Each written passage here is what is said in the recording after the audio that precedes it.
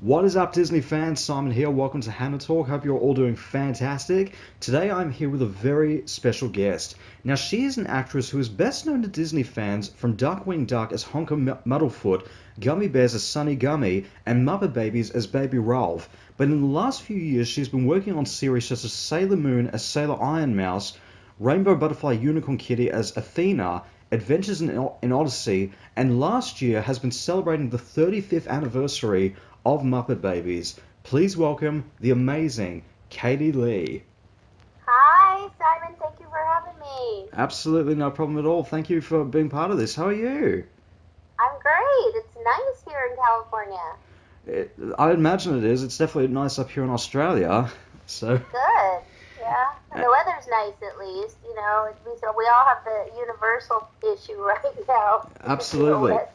That's definitely true, which actually leads me into my first question. During this time, obviously, with what's happening with the pandemic at the moment, how have you been keeping things up, especially on the acting side of things? Well, things haven't changed that much. A little, but most of my work I do from home. My auditions I do from home. The studios are scrambling to figure out how to record remotely. Some are opening up. There's a show I'm directing that actually wants us to come in a couple weeks. So I have to think about that if I want to do it. But I guess they've been doing it successfully and trying to keep things clean and all that. So yeah, most people aren't going into the studios, but they have. I actually moderated a panel that studios have been recording remotely in all different kinds of ways and have had pretty good success with it. Right, that definitely seems to be the case with a lot of voice actors nowadays, even before the pandemic even took place. Like, I did this interview, I think, a while back with Spike Spencer from Evangelion, when Mm-hmm. actually while he's still down in Australia, he would have a mobile set up for voiceover work. So that seems to be the thing that a lot of voice actors are doing nowadays, where they don't necessarily have to go into the studio for projects. They can easily just do it from home, for that matter. Well, not animation. It R- really isn't the case for animation. It hasn't been for r- animation, but for lots of other things, and definitely auditions we can do on the road. right, fantastic. Now you've not just done voiceover work in animation, but you've also done voiceover work in live action productions as well. Particularly the ones that really stood out that fans recognize you from has been Mork and Mindy and Indiana Jones. For any Right. which are like really big productions that involve like these huge acting stars. For any voiceover work that involves huge stars, in the case of both those series, did you meet any of the actors from any of those big productions, particularly Robin Williams and Harrison Ford? I wish. No. No. Let's see. Yeah, Indiana Jones. I was all by myself in the studio, just me and the engineer. Didn't even have the director there. Um, and what was the other show you mentioned? Mork and Mindy. Oh, I worked on the cartoon series, Mark and Mindy, and yeah, I was hoping to meet Robin Williams, but nope, he wasn't there when I did my stuff either. So a Right. lot of times, celebrities who are really busy, they're done separately, recorded separately, just to work around their very busy schedules. Right. Now, so with any sort of series or like film project, for example, any sort of project for that matter that you've worked on, do you walk into like a series or project expecting to play like a certain role, or is it just like walking up to a Jack in the Box, just not knowing what to expect? It's both. Because if it's animated, you've auditioned and you've won a certain role, but there's always miscellaneous characters in the script, so you never know which characters you might play that come up along the way. Right. A- Right. And has that been the case with like with some of your biggest projects, like with Duckwing Duck, with Gummy Bears and with Muppet Babies? Like, did those roles did you all plan to audition for the roles that you got in those shows, Oh or was yeah, it I totally auditioned for those. Yeah, we auditioned for all major roles pretty much audition for, unless you're a celebrity and the studio just decides they want you, period. Yeah, those are all roles that I auditioned for. Right. And across your entire career, have you ever turned down a role for any particular reason? Yeah, I have. Not necessarily a role, but sometimes auditions will come across my desk that I just don't have a really good feeling for the show. Don't think it's a good fit for me. Um, and then I was looping a show, doing post-production on a show that I just didn't. It was scary. It was like a vampire show, and I just didn't like working on it because I'm kind of a wuss that way, I guess. So I eventually stopped working on it. Right. And well, in the case of now, in the case of projects that you've like worked on, especially these huge franchises, have you ever became familiar or heard of a project that you've worked on before you started working on that series? In the case of Sailor Moon. Yeah, of course. Yeah, I was really excited that I got a chance to be a part of that franchise. Right. Fantastic. Now, I just, of course, want to say like a huge congratulations on what is now, I believe, the 35th, 36th anniversary of Muppet Babies. Thank you. How Thank did, you. Yeah, it's pretty exciting to celebrate things like that. Who knew? Absolutely. How did it feel to celebrate such an incredible milestone as that? Well, we were really fortunate. We did a panel at a convention when we still had them a couple years ago, and Russi Taylor joined us, and that was really nice before she passed away. It was nice to see her. There's not a lot of celebrating going on necessarily because there's, a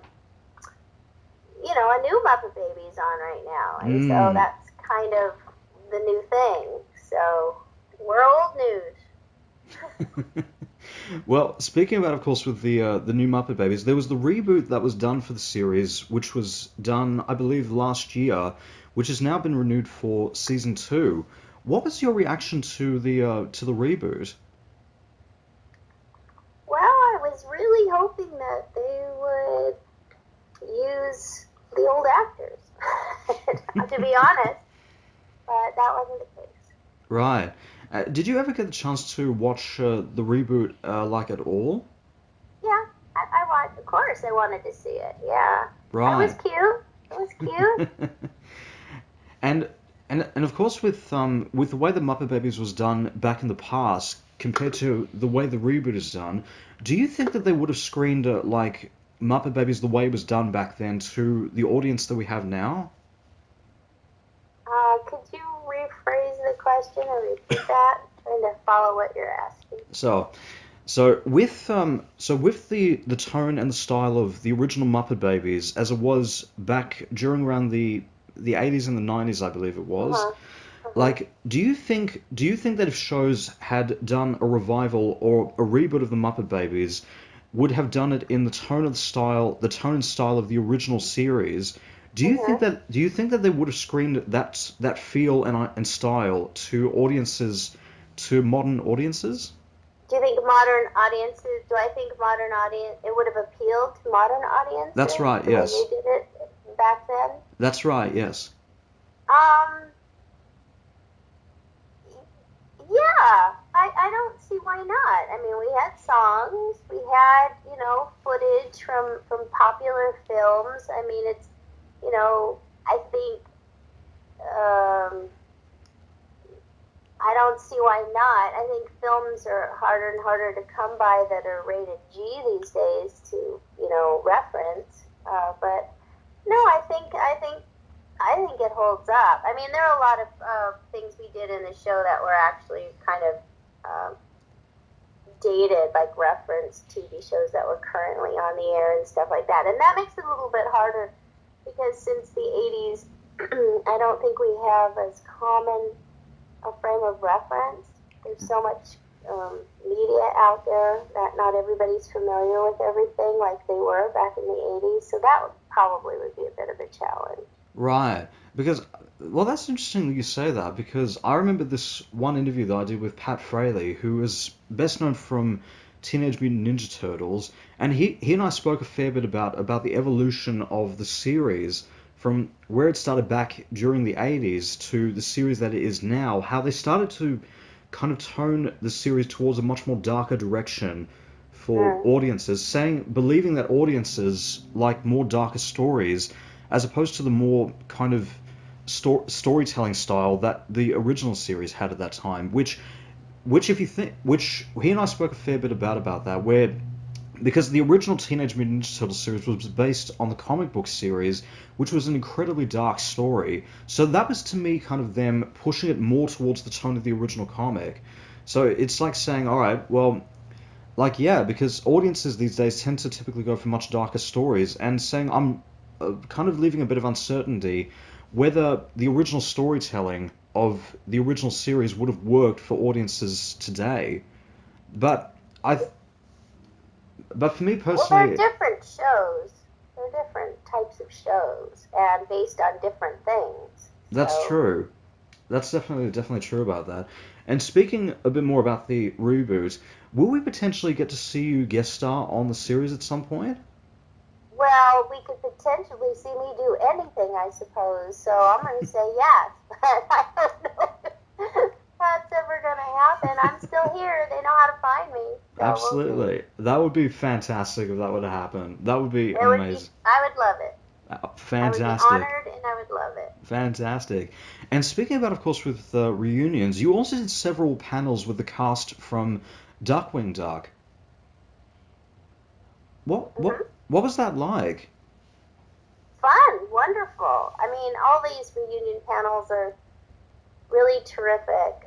It's nice to just get together and reminisce with fans about things and find out what they like. And of course, we really cherish each other, the actors and directors. We're all getting older, so it's always nice. Fantastic. And speaking about, of course, with Darkwing Duck, and of course with Revival series, Darkwing Duck also guest starred on the new Ducktales series at one Yeah, point. Have you ever seen the episode that Darkwing Duck guest starred in, or any series of the new Ducktales I series? saw a bit of it. I saw a bit of it. I didn't see the whole thing. Right. And do you think this is potentially going to lead to a revival of Duckwing Duck at some point down the line? Oh well, I wouldn't put it past them. It Right. could very well be the case. Yeah, people love Darkwing Duck is great. Of course, they put it on Disney Plus, so you can watch Darkwing Duck. Fantastic. Because there seems to be a resurgence of a lot of like classic Disney cartoons getting quite a fair bit of revivals over the years. From DuckTales obviously being the best example of that. So it seems to me like this could potentially lead to a revival of the series at some point. Because I feel like from where the series of the original Duckwing Duck series ended, at least for me personally, I feel like there's more story to be told down the line with that series. But but if there was Well, maybe you're right. potentially, well, fingers crossed it does happen. Fingers crossed. And Yeah, and yeah. if you wanted to do a spin-off series of any show you've worked on, what show would that be, and what would you want the spin-off to focus on? Mm. Well, I think it would be fun if Gummy Bears had a spin-off and Sunny was like was a grandma now. That would be fun. That that'd be that would definitely be an interesting spin-off there. And Uh-huh. that would definitely be interesting if they did a spin-off like that. And that and I can definitely picture that in some way, just like a futuristic timeline version of the Gummy Bears series, just looking at like specific versions of the Gummy Bears that just like focusing on specific characters within that series, Uh-huh. just going yeah, yeah, okay, we did it on the full Gummy Bears characters. Now let's do a spin-off series on one character that we feel like has has not really had enough story on, although we feel like it's the most popular. Yeah, I don't see why not. I don't see why not either. Now, talking about some of your latest projects, the biggest project that you've worked on was in fact Sailor Moon as Sailor Iron Mouse. What was it like playing that character and stepping into the world of Sailor Moon?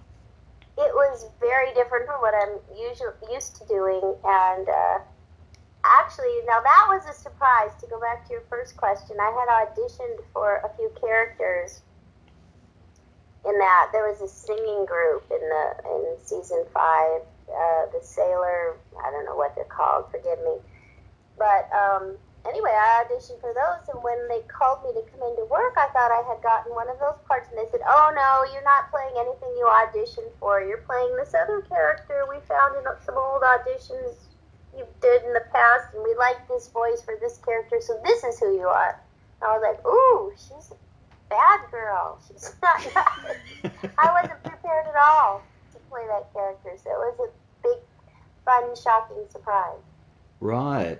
And and how would you describe like the character within this scope of series? And did with playing in the Sailor Moon franchise, did you end up having to go back and watch over like old episodes from the original series, or was it just all on the spot with like scripts that they gave to you just to give you an idea for what this character would feel Right. like? Well, you see, it's dubbed, so Mm, I get to watch it already in Japanese when we're doing the English.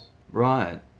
So, and each season or incarnation of Sailor Moon seems to be a little different. The basic premise was explained to me, and but this series we did Sailor Moon, Sailor Stars is different from some of the other stuff. So I don't know that it would have made too much difference to watch a lot of Right. the other stuff.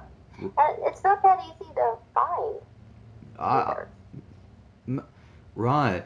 And obviously with what's happening with the Sailor Moon series, because I think they've now reached the official end of the series, at That's least right. the current incarnation of the series, as far as I know. Would you personally want to see like a new Sailor Moon series, or do you think that everything has been said and done with the franchise? Well, I'm not an expert on Sailor Moon, so I really can't answer that. But if I'm always open to work more, so if they included me, I'd be all for it. Fantastic. Now, one of the other latest roles that you've done was you also played in Rainbow Butterfly Unicorn Kitty as Athena. Hmm. What was it like working on that series? Oh, it was super fun. It was nice to be part of a cast again, working regularly. I loved playing Athena. She's the quietest character I've ever played. So very, very understated, and she talks very quietly like this. So I never really had to strain my voice much in the show at all. So it was a piece of cake and lots of fun to play. The other actors were brilliant, so it was fun. Fantastic. Now, now you've also been working on like I came across on your Twitter as well that you've been working on some of the latest episodes of Adventures in Odyssey. Hmm. What has it been like working on that, and what is it that you think that has kept the series going for as long as it has? Well, I think there are a lot of factors. Yeah, we're in our 33rd year of recording, I Wow. believe, or 32nd. I think I have the distinction of playing the same role the longest of anybody in history, at least on the Wow. radio. So yeah, I play Connie Kendall. Um, our audience, our audience, our fan base, the people who like the show, and the quality of the work and the quality of the scripts keeps it going. People are, um, I have to just say it's a God thing because I never thought, we were going to do it after year 3. So, we're still doing it, and we're going to do another one next week. We did one last week. So, we're cranking them out, and they all are just so well written and so well produced, and I think they're honest. It is a faith-based program, but I don't think it, beats anybody over the head with any kind of particular, it's not an overbearing show at all, and people really just can connect to one or more of the characters in ways that are very personal. Fantastic. And with, of course, the stories that you tell in Adventures in Odyssey, like, what is the process that you, like, with coming up with stories and all that kind of stuff, like, do you, what, in terms of like the longevity of the series, like, do you potentially see like a definitive ending to Adventures in Odyssey at some point? Nobody tells me anything, Simon. So I asked them that once. I said, and they just said, I, asked them, well, do you have a plan if something happens to me and I'm not on the show anymore? And they just said, why? Do you know something we don't know? And nobody yet, we'll just take one day at a time. Right. Because in the case of like a lot of series for that matter, when you speak to a lot of writers in the case like writers on such really popular series, like some writers will usually when they get to about like a certain season for that matter, they'll say, "All right, we have plans for like a 4 or 5 season for this series," or in the case of The Simpsons, which have lasted for a very long time, has lasted I think for about 30, 35, Yeah, 36 seasons. we're actually 1 year older than The Simpsons. Odyssey is. Wow. Wow, that is fantastic. And with the case of Adventures in Odyssey, how do you try to keep things as fresh as possible with a I series? don't read the script ahead of time. Right, okay. Fantastic. But that's fantastic though. And fantastic on like as for lasting on keeping the series is going for as long as it has because that is amazing. That is We fantastic. actually, some of our actors are from Australia. The girl who plays my sister, her name is Shona Kennedy. Her family's from Australia, and they moved here, and she won a contest to play my sister, and then her mom and her sister Katrona have worked on Odyssey, and recently moved back to Australia. They live in Perth, and they sing. So you have some Odyssey celebrities living in Australia. Fantastic. That is absolutely wonderful. That's absolutely wonderful right there. Now, speaking about, of course, with other work that you've done, you've also worked on several audiobooks over the past year. Like, what is it? What is it that inspired you to do like work on audiobooks, and where did that kind of start for you? Well, I've always done kids short stories. I like doing stories for kids. There's lots of character voices, and I've done many projects that were recording books. The one novel, I've done a couple novel type things, but the one novel I read completely all the way through, Homeless for the Holidays, which we did the audio version, is basically because my best friend wrote the book, one of my best friends. So I said I would record the audio version for her, and my husband, who's an excellent engineer, engineered the audio book. So you can get it in paper, you can get a hard copy, or you can get the audio version.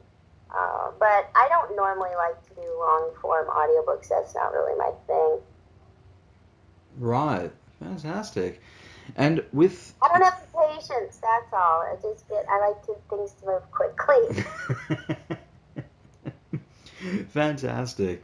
Because there have been like I mean I know there have been like several actors that have worked on audiobooks in the past, some that have worked on like short stories, but some that have took it almost to novel like territory for that matter, like fantasy novels, sci-fi novels.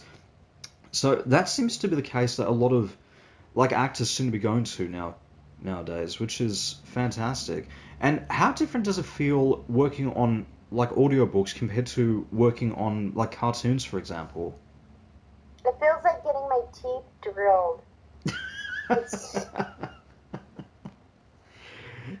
it's just it's I mean it's just different, and there's no interaction with other people. It's just I was talking to myself doing I like the book. I enjoyed a lot of it. And I got to hear it again when my husband was editing it. That book I like, but I don't mean to sound that miserable. I like the material. It's just a lot of work to sit and record and read it and try to be interesting. I'm just not. That isn't one of my superpowers. I can definitely just picture you in a vocal studio somewhere, just reading off from this one book, and just going like, is there a cartoon screen somewhere up at the front where I can lift? Yeah. Well, there were, and it's hard because you have to keep track of all the different characters that show up in the book and what do they sound like. So you have to be really organized, and there's, in this case there wasn't a director, so it's a lot more tedious. My kudos to people who do audiobooks, and some just crank them out one after the other, and they're excellent at it, and that isn't my forte, that's all. So where do you hope to see yourself with regards to acting in the long run? Well, I do a lot of e-learning now, a lot of educational recording, which I like a lot because I'm a mom and a teacher, and so I like to learn. So every time we do something educational, I learn too. I always hope to be on a network television series again. That's always fun, and you just never know in this business. New things come along all the time. I've done a few toys lately, so that's, and I like the variety in what I do. Fantastic. So whatever happens will just be part of the plan. Absolutely, that's fantastic. And a bit of a fun question here with this one is, what two shows have you worked on would you want to see a crossover between?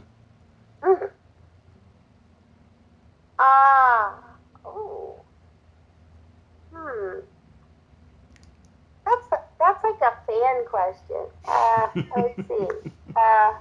What shows? Whoa. Well, this is sort of obscure, but a long time ago I worked on a show called Little Wizards, and I could see that crossing over into Gummi Bears. Fantastic. And so to all the fans out there, what is the Little Wizards? How would you describe that series? Well, it was another sort of, medieval, mystical, things have little superpowers type show. I don't think it was on for more than a year, but it seems like it could kind of mesh with Right. Bears. Right. That sounds fantastic. I think in terms of the crossover that I think would be the most obscure that I think I've ever seen, and possibly like you would not think would go together at all, would definitely be Gummi Bears. I think even Darkwing Duck would be an interesting combination.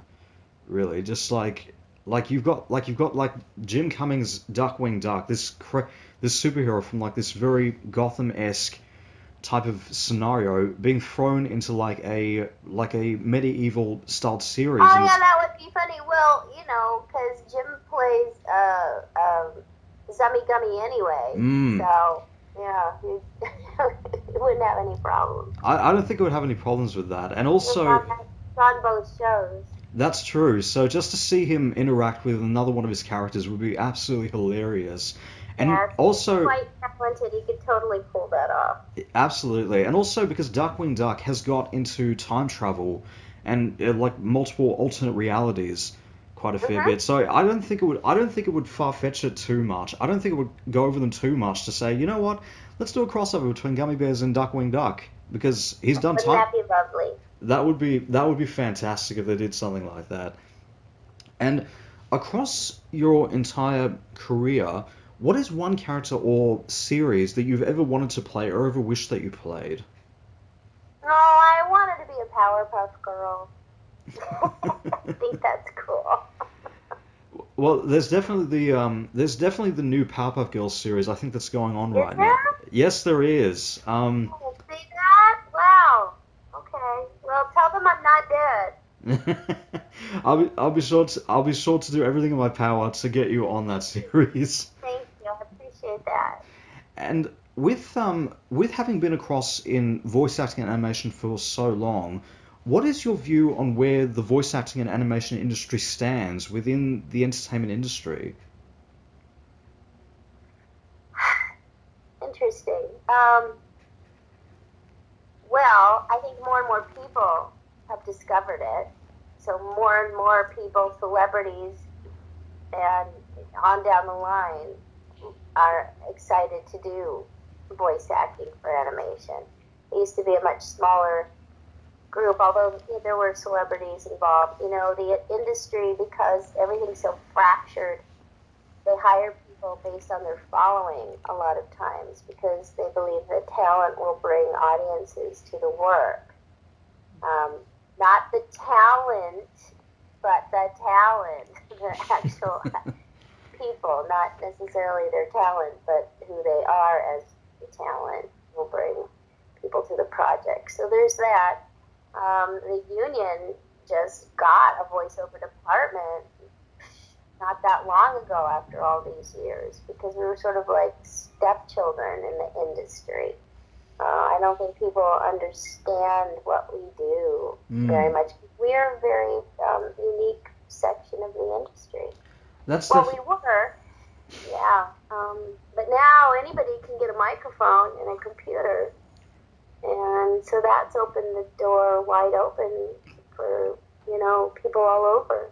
Absolutely. That's definitely true about what you said about like how like that industry now has got like a lot of celebrities, a lot of really big actors are starting to be part of that industry, and that reminds me of an interview where I think I spoke with Tiffany Grant last time, just this year when she was I think it was just after she appeared at Supernova with Spike Spencer and Amanda Wynn Lee as part of the Evangelion panel, where she spoke about how like a lot of big animation productions like have to cast like such huge name actors just to get people to see the movie, when in reality they have so many amazing actors within the voiceover industry that can easily pull off the job in that matter. So Yep. it's definitely true on that. And I say this quite a lot across a lot of my interviews, but speaking for myself as a fan, people ask me about like why is it that I go to conventions, and I say it's to meet the voice actors. That's Oh, that's great. Well, I appreciate that. I've been to a lot of conventions, and if they don't advertise who you are, or even if they do, the people who know you're there know how to find you. But it's really hard to identify voice actors when people are just wandering through conventions because they don't know what we look like. So they have, they could be your favorite character voice person you've grown up with, but you might not necessarily recognize them as you walk by.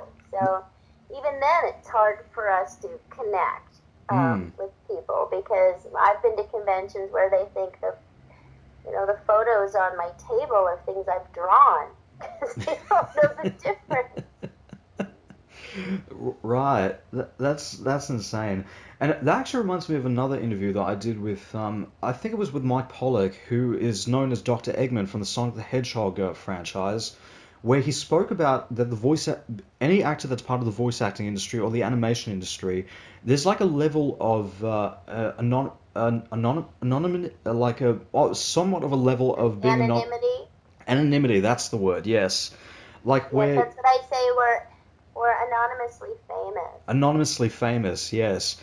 But here's but a follow-up question to that is that would you have seen yourself, would you see yourself going into that level of recognition in the level of like Tom Hanks or Jamie Lee Curtis, or do you much prefer being in that level, in that anonymously famous territory?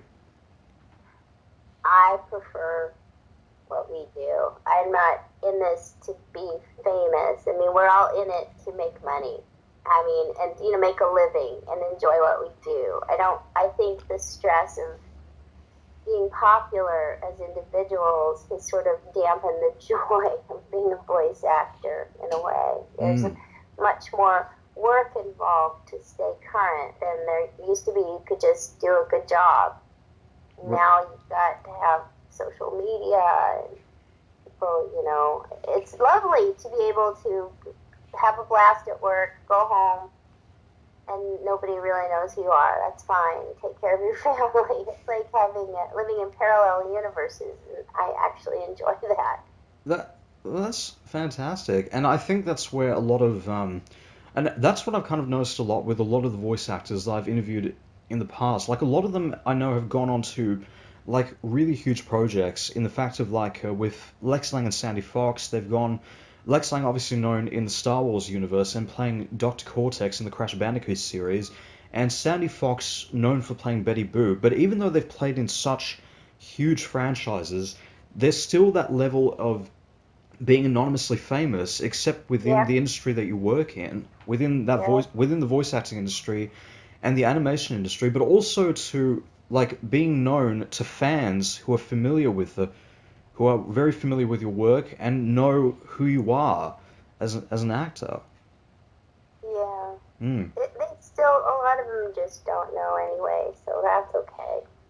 As long fantastic, as they're happy with the show, that's all that matters. fantastic.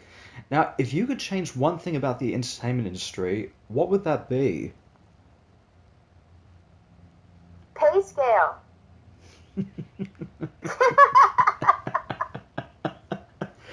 Fantastic.